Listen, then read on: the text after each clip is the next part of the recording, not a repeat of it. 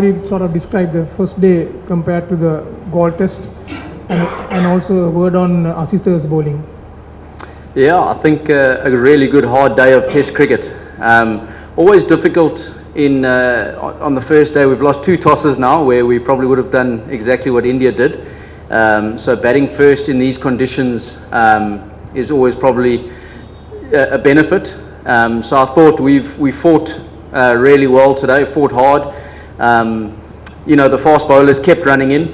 When you pick 2 fast bowlers, the expectation is that they've got to keep coming back and bowling spells, and they had very clear plans that they were trying to execute. They bowled with great aggression. They kept their speeds up all day. So from our side, that wicket at the end of the day, really valuable. Jadeja was in, and I think Asita sort of showed all the way through his spells that he could continue to sort of threaten and take wickets as the day went on. So I think with Rishabh being sort of 50-50 at the moment, we'll see where that sits, but potentially effectively 6 down, so we'll see in the morning. But we've still got a new ball in the morning to use, and hopefully fairly fresh Asita and Lahiru to start the day. So if we can make some early inroads, that would be fantastic for us.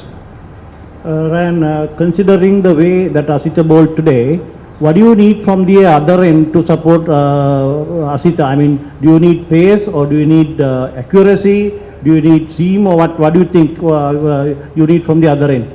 Yeah, we often, within our team space, we often speak about bowling in partnerships, but it is difficult when the other side is sort of going at 4 and over, and you're trying to hold the game up. You would have seen a little bit through the middle part of the day today. We sort of had a strategy of trying to hold the game up a little bit more, just to try and ensure that we could slow up the run rate just a touch. But on the other end, you probably need to be a little bit more accurate. I think, the nice thing is the conditions are good. If you bowl well, you'll get reward. If you bat well, you can get forward in the game. So, I think from our side, it's just trying to make sure that the one side we can hold really well, and the other side we can attack. Ryan, Sri Lanka haven't played many tests at all in the last year, 14 months. It must be especially hard for fast bowlers to maintain a level of performance when they don't have those overs in their legs, when they don't have opportunities to maintain that rhythm. What does Asita do that you've seen in training elsewhere that's allowed him to come and have this level of performance in the 3 innings so far? Yeah, I think Asita, I like to tease him in the team space. He's a bit like a diesel engine. The more he goes, the better he gets, and the longer he goes. So, from his point of view, it's actually putting in the time of bowling a lot, and he's got an incredible skill set and amazing accuracy when he bowls. And so if we can get him bowling for long periods of time, that's the key to sort of his success that I've seen in my time with him. In the West Indies, he had come off a knee injury that he was sort of sitting in a space where he hadn't bowled a lot, and as you say, Test cricket requires a big build-up. So he had the one-day series, which had 2 rained-off games, so he wasn't able to get a lot of those overs in. But since that West Indies series, he had a huge spell in that first test and that second test as well. And the more he's bowled, the better he gets. So from our point of view, it's just managing his loads as well as possible, and making sure that he gets enough bowling time in. Coach, there was 39 balls bowled outside the leg in the second session out of 162 balls. What was the plan?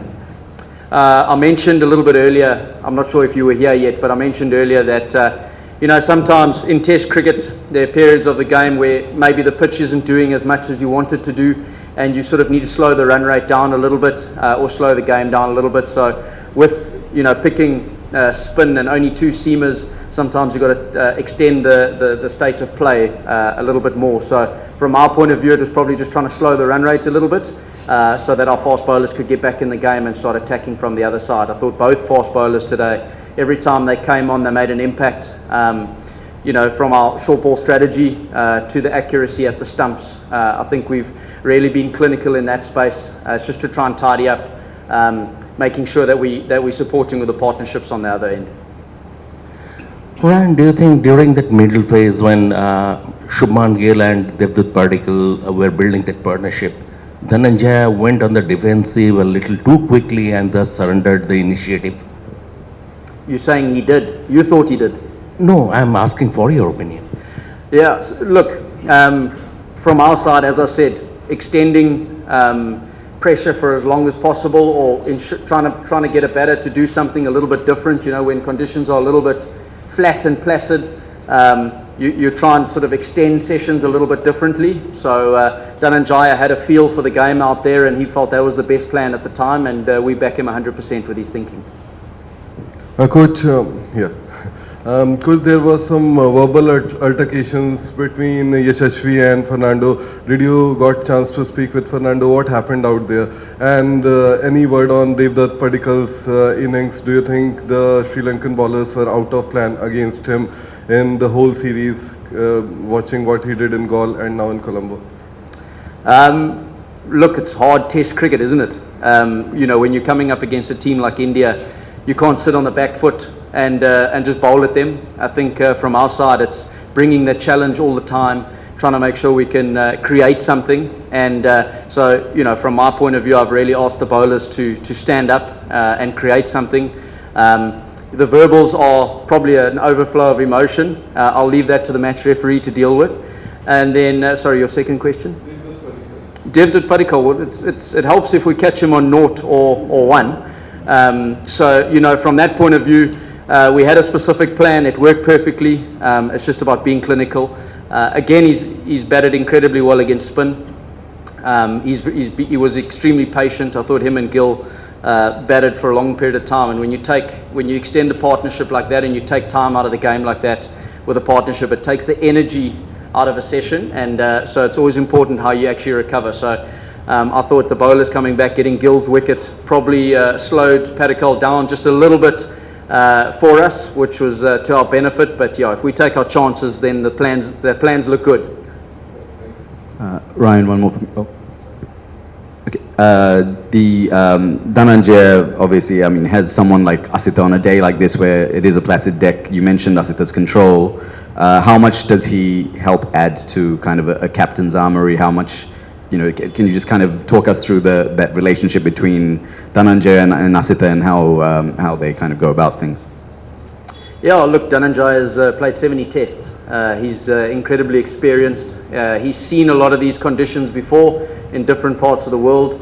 Home conditions, he understands how to manage the bowling group. And in general, from experience, he's had less seamers to work with most of the time, and the spinners have done a bulk of the job. So I think he's managed the seamers incredibly well. He's got a good relationship with them.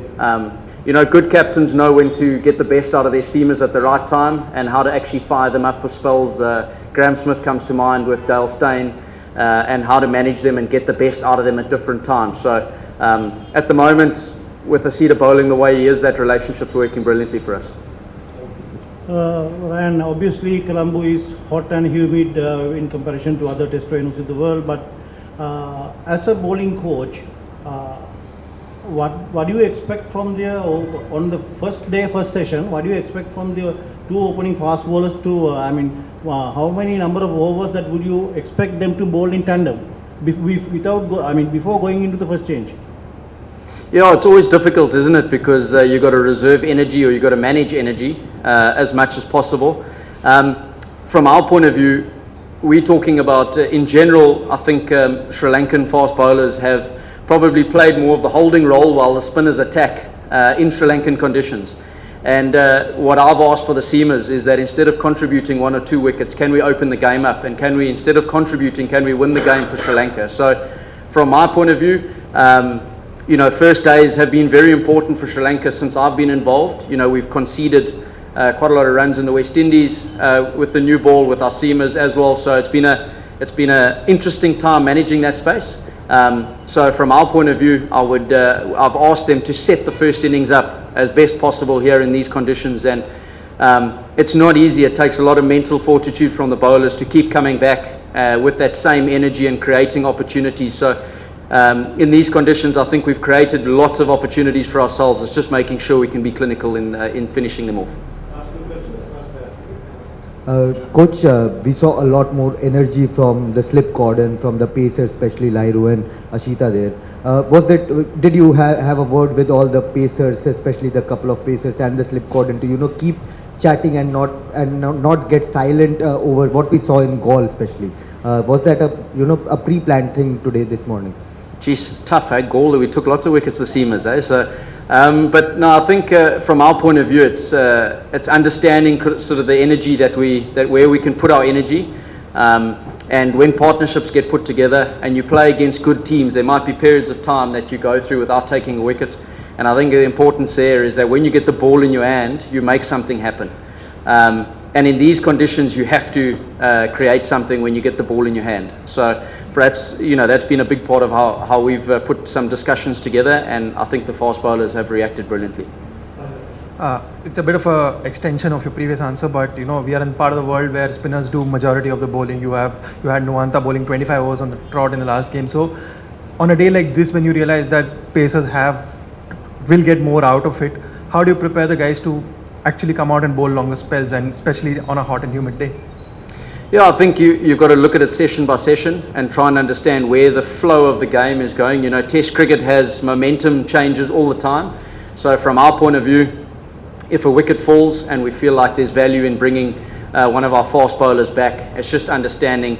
You'll see there won't be more than maybe a 3 or 4 over spell in heat like today. So it's trying to make sure that you understand sort of the momentum of the game, and if you can get that right, then when you bring your seamers back for that impact, it really does have a big effect.